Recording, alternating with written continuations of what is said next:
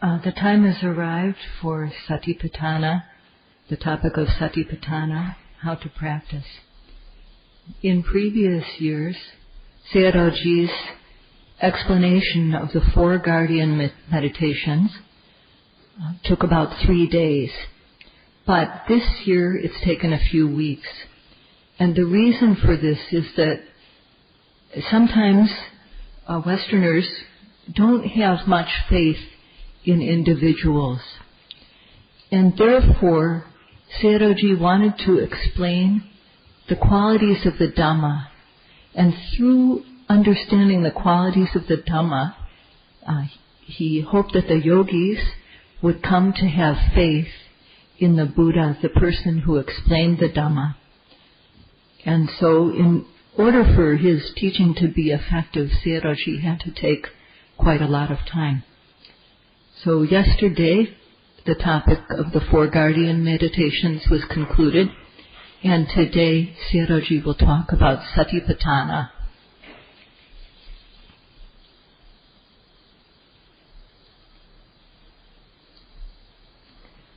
Satipatthana is a compound word made up of the word sati and patthana.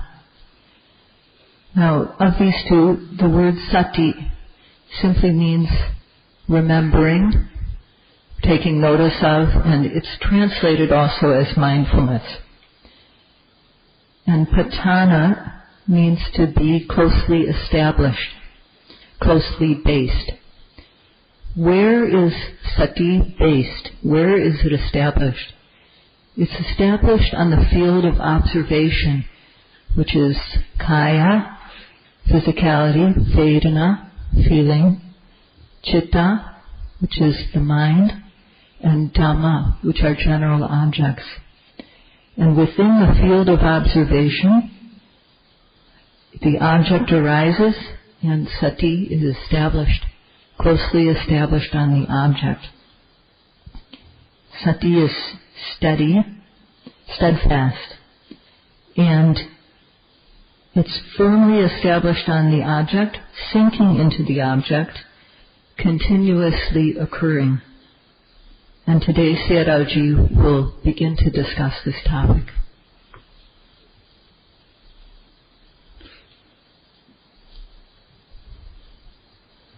Our field of observation includes kaya, vedana, chitta, and Dhamma. But this doesn't mean that we note every single physicality all at once, every single feeling all at once. We note the individual ever arising, ever new arising object, whatever is prominent within the larger field of observation. These are always arising anew. The Buddha, instead of saying simply sati, he used the word satipatthana.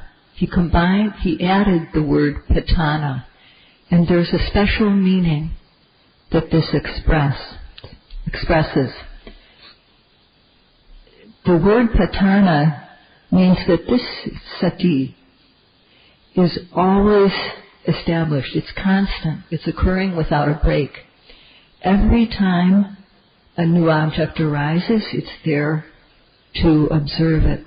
So it's continuously established on the arising object. That's the meaning that this word patthana adds to the word sati. Sayadawji mentioned that there are 4 fields of observation: kaya, vedana, chitta, and Dhamma. Kaya means group. So kaya is a group of physicality. Physical elements occur in a group. So these are the physicalities that occur in our body, and they can be hard or soft. That's something apparent. Flowing and solid, that's also apparent. And the qualities of hot, warm, warmth, lightness, heaviness, these are also apparent.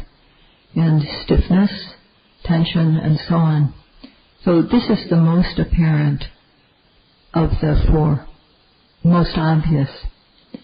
So when we're aware of something like bone, we feel hardness. And if our minds happen to touch the muscle or skin, softness is apparent. And in blood, the sense of flowing is apparent. So there's solidity, heaviness, heat, warmth, stiffness, and so on. And these are very apparent. And they occur together. They occur in combination. And so they're called kaya. Well, Vedana means feeling, what we feel. Good, it may be good, it may be bad, or it may be in between. And citta is all kinds of thinking and mental activity, knowing. And when our mind takes a wholesome object, then it's clean and wholesome. And on the other hand, when it arises in connection with kilesas, then it's unclean. So there are various mentalities that can arise, and this is also an apparent thing. Now, dhammas are various things, general objects. So, for example, seeing, hearing, tasting, touching, smelling, and also things like anger, doubt. These are also considered part of this Dhamma group. And it's called general objects as well as Dhamma. Now, sati is what is aware of every single arising object, moment after moment, and that's the meaning of sati, to remember or to be mindful of every arising object. And together with patana, it means sati, which is firmly established on the arising object. In other places in the texts, the Buddha used the word sati to describe ordinary sati. He simply used the word sati. But here, in the text describing the practice of Satipatthana, he didn't just say sati. He added the word patana. And this word adds the meaning of being firm, being excessive, exceeding, being special, being intense, not ordinary, high quality, special sati. Not ordinary sati, but special, excessive, strong, and so on. So the Buddha selected his words very carefully, and this exemplifies that.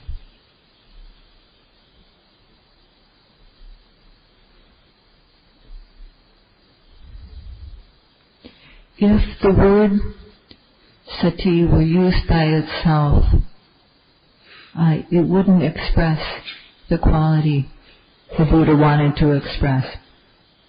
Because there could be good sati, or there could be excellent sati, or there could be very excellent sati.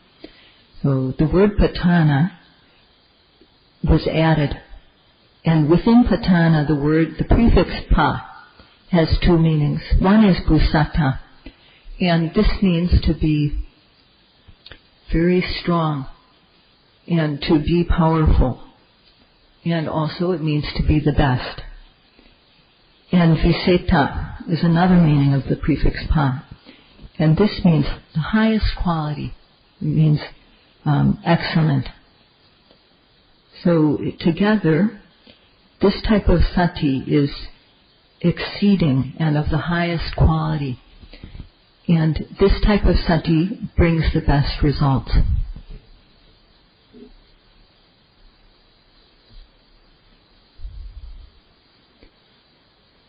When going somewhere important, then one goes there in a rush. If one really has to get somewhere, for example, if one has to go to the toilet, then one may go there directly without thinking about anything else. Just go straight for where you want to go. That type of quality of going straight where you want to go is without thinking about anything else, is the way the yogis need to note when an object arises. So when an object arises, they have to get their minds to that object right away, in a rush, with momentum and velocity. And this is what is added. This is part of what is meant by the word patana, the prefix pa. Right. Observing the object is something that needs to be done in haste. We have to do it hastily. When the object arises, we've got to catch it in time, right then. Now, this requires the application of energy, which is called atapa. It's heat. The heat of energy must be applied. And one has to also be alert and vigilant. One can't be casual, cool and casual. One has to be active in noting and not sluggish. So one has to aim so that the arising object and the mind are in focus, so that the object is in focus. And doing this supports applying energy to get the mind there, and aiming so that the object is in focus are qualities that support our sati to become strong.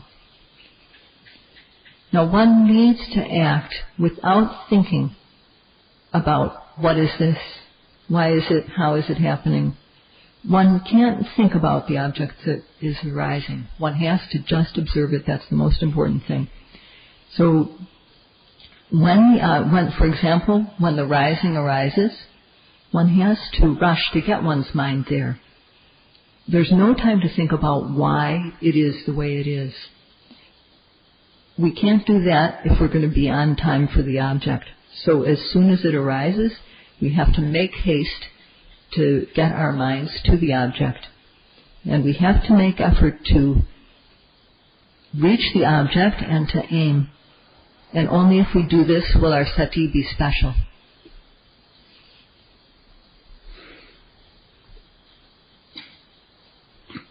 Another meaning of this aspect of this word patana regards the exceedingly good quality of sati, how it comes about. One has to seize the object. One has to, for example, like soldiers. If a group of soldiers sees the enemy position, they have to attack. As soon as they see the enemy, they have to attack. They can't be casual about it. And they, in the same way, whenever an object arises, the yogi has to catch it in time, seize it. So when the falling occurs, the yogi has to get their mind there in order to catch it on time. So if we do this, then our mind won't think of things as permanent, and the mind won't dwell on things that aren't really there. So, for example,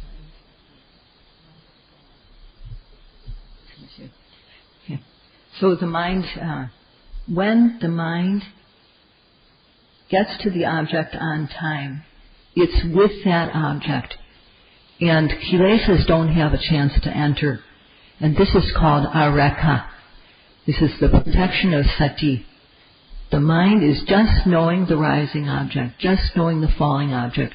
So it doesn't have any place, there's no place for likes or dislikes or wanting to arise. There's no place for thinking about sense pleasures. And there's protection and there's also security.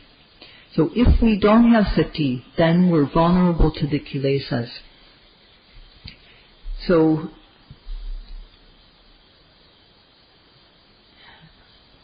we have to rush our mind to get to the object of arising as soon as it happens. And if there's sati there, then kilesas won't have a chance to arise. And this makes us secure. It makes the mind clean. And so the attitude that the yogi should have is that they are going to reach the object with sati.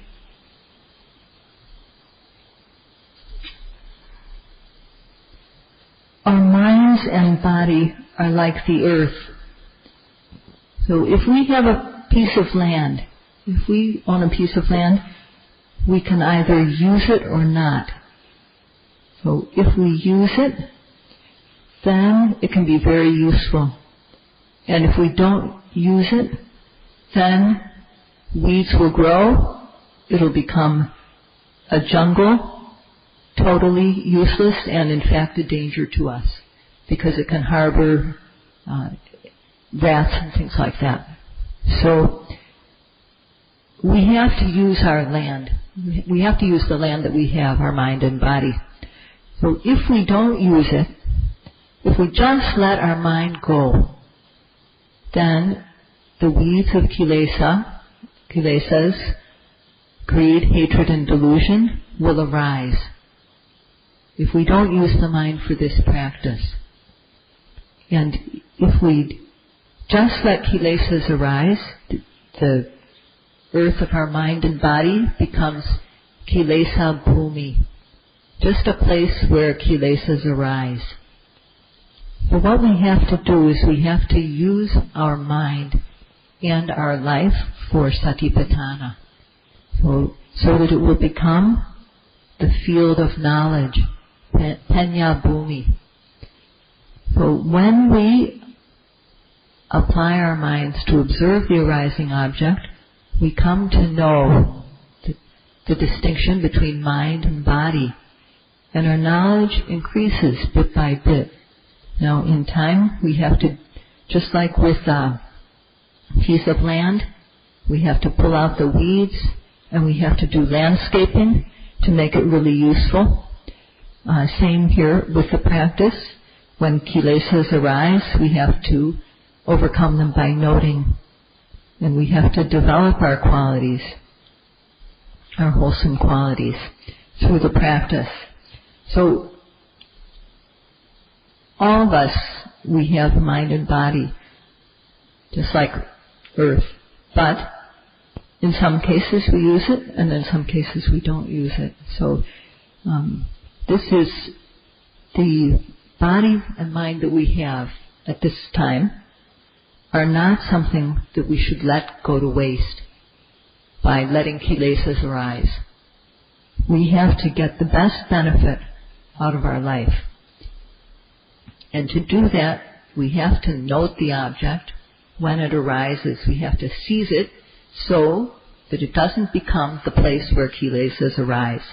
And to do this, we need virya and sati and samadhi. We need these to create our panya bhumi. So we can't think about what object is arising at the moment. There's no place for thinking about the object. The object needs to be observed directly. If we think about something, there is no way that knowledge can arise. Only seeing things directly brings about knowledge. And the knowledge we are seeking is not something that we can just think about. It's not something that is obtained by thinking. And it's important to understand this.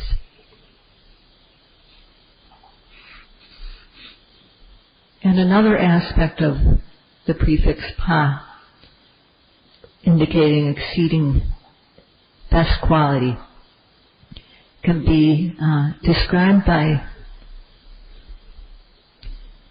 way of example. Now, for example, say that there's a show you really want to go to, and it's as soon as the doors open, you've got to get in. Everybody wants to go, and you've got to get a place. So, in that situation, you elbow your way in. You do it because you really want to go into the show. You want to get there. So you elbow your way through the crowd. And this is the type of attitude that a yogi should have when they're noting. They have to elbow their way through the crowd to get to the object. And when one does so, the mindfulness enters into the object, and the mindfulness is firmly established on the object.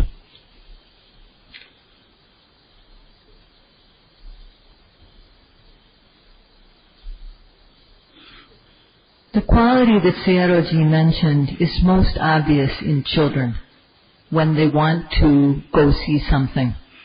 So they, whatever it is, some amusement. When they want to go somewhere like that, they just run to get there and they make a beeline. They make a beeline for the place. So we too have to do that. We have to push with our energy. We need the energy, and we also need to aim. We have to make a beeline for the object. As soon as the rising occurs, we have to be there with eagerness. And same with the falling. Whatever object arises, as soon as it arises, we have to eagerly get our minds to the object with energy, with eagerness, and with aiming. So it's also important not to think about anything around us. There should be absolutely no concern for what's around us. So first of all, you need effort, ardent effort, and aiming, going straight for the object. Because of wanting to get the benefits that come from Satipatthana practice. If one wants to get these benefits, and one wants to have a high status of life, then one will be eager to do this practice every time the object arises. When the object arises, you have aim and effort, and the mind will stick to the object. When this happens, the yogi knows for themselves the meaning of Satipatthana. There's no need for the yogi to ask, well, what should I be experiencing, or things like that. When the yogi practices like this, they will know directly for themselves.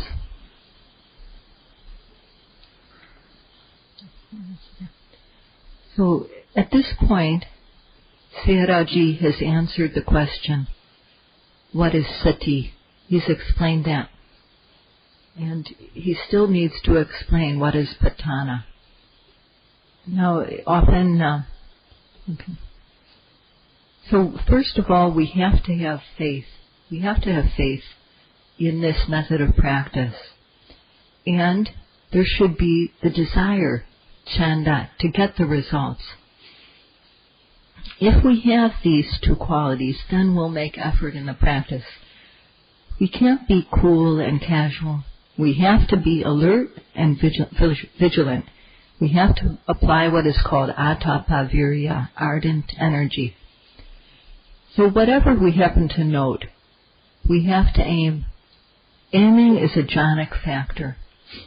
And when there's aiming, when the mind is in focus with the object, the factor of vichara also arises, which is contacting, having aimed and made effort to get to the object, and being in focus with the object, the mind contacts the object and rubs against it. And because of that, we know what it is. So there's no need to ask any question about what it was, because of this, the combination of aiming, effort, and the occurrence of vichara. So one must make effort to observe the arising object and be in focus, have the mind in focus when the object arises. And through that, the contact with the object needs to arise. So, in the time that we have, however long it is, in this time, we need to make effort to do as the Buddha instructed so that we can get the benefits of the practice.